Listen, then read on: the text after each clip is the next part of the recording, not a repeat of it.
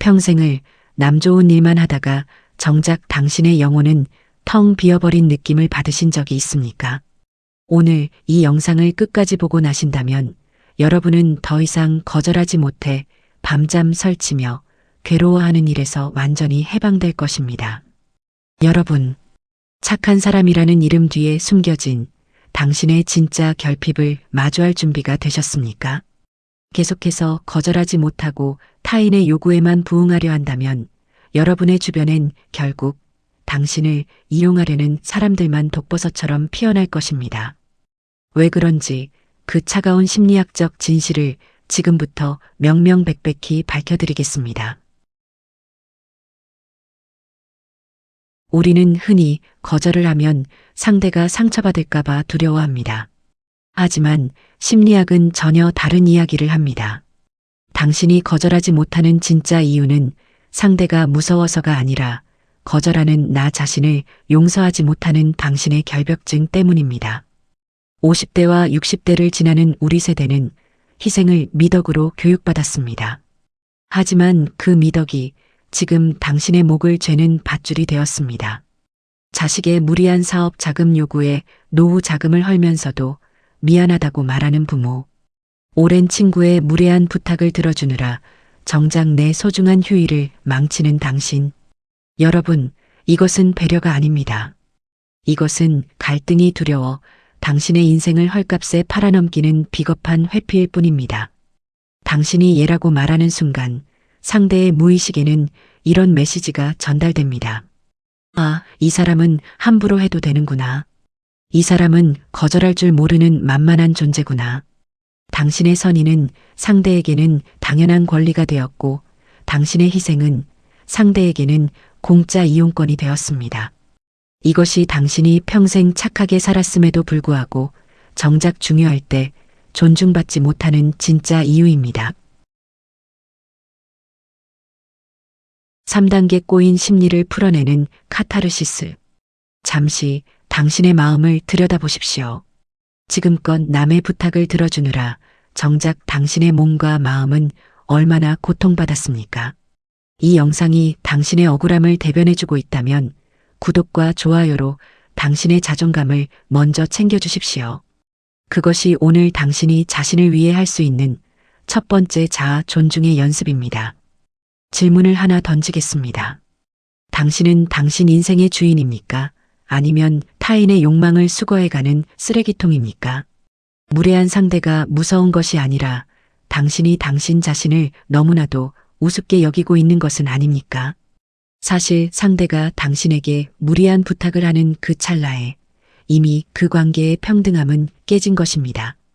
무리한 것을 요구하는 상대가 무례한 것이지 그것을 거절하는 당신이 나쁜 것이 절대 아닙니다. 오히려 당신의 거절은 상대의 비정상적인 요구를 멈추게 하는 가장 자비로운 행위입니다. 당신이 거절하지 않음으로써 상대는 자신이 무례하다는 사실조차 깨달을 기회를 잃어버립니다. 즉, 당신의 과도한 친절이 상대의 인격을 망치고 있었던 것입니다. 이제 그 무거운 짐을 내려놓으십시오. 당신은 거절할 권리가 아니라 거절할 의무가 있습니다.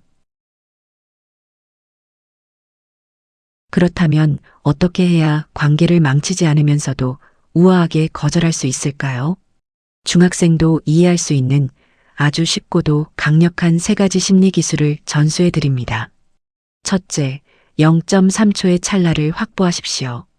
상대의 부탁이 떨어지자마자 대답하는 것은 당신이 조종당하기 쉬운 사람이라는 신호입니다.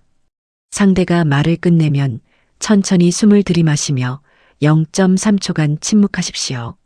그 짧은 정적이 당신에게 생각하는 권위를 부여합니다. 침묵 뒤에 나오는 거절은 감정적인 거부가 아니라 숙고 끝에 나온 결정으로 느껴지기 때문입니다. 둘째, 사람이 아닌 상황을 거절하십시오.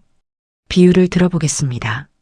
비가 오는데 우산이 없는 친구가 당신의 우산을 뺏으려 한다면 당신은 친구가 싫어서 거절하는 것입니까? 아니면 내가 졌기 때문에 거절하는 것입니까? 당연히 후자입니다. 거절할 때도 마찬가지입니다. 너의 제안은 흥미롭지만 내 현재 상황이 그것을 감당할 수 없다고 선을 그으십시오. 안 돼라는 단정적 표현보다 내 형편이 허락하지 않는다는 상황의 논리를 앞세우십시오. 셋째, 거절의 이유를 구구절절 설명하지 마십시오. 많은 분이 거절할 때 미안한 마음에 긴 변명을 늘어놓습니다.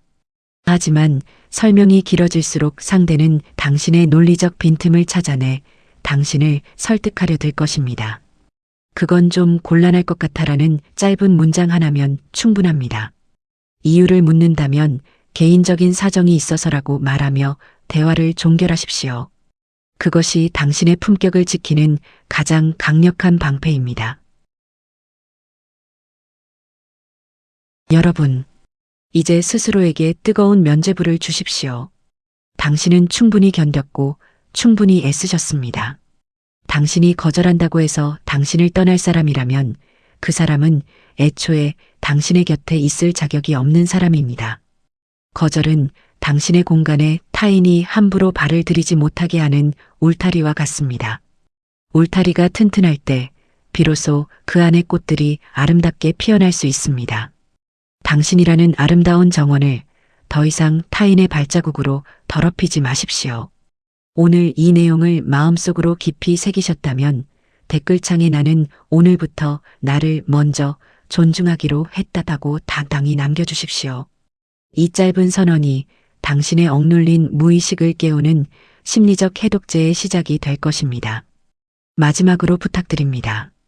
여러분, 오늘 내용이 당신의 고단한 삶에 작은 위로가 되셨다면 지금 바로 단톡방에 계신 소중한 분들께도 이 영상을 공유해 주세요.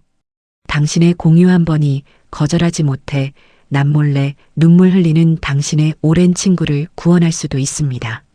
여러분의 평온한 노후와 주도권 있는 관계를 진심으로 응원합니다. 지금까지 내면 이해석이었습니다.